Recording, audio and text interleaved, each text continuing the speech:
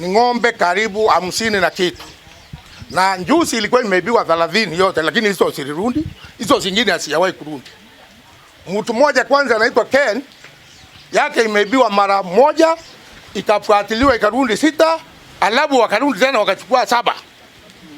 Watu wakiwa kule wanangoja kusaidiwa, tayari nyingine wanaambiwa hata hiyo imekuja.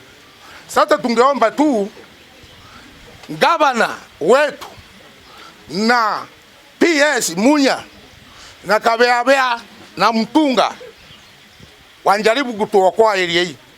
Alafu tukipiga Embe Central kule naye tusaidiwe.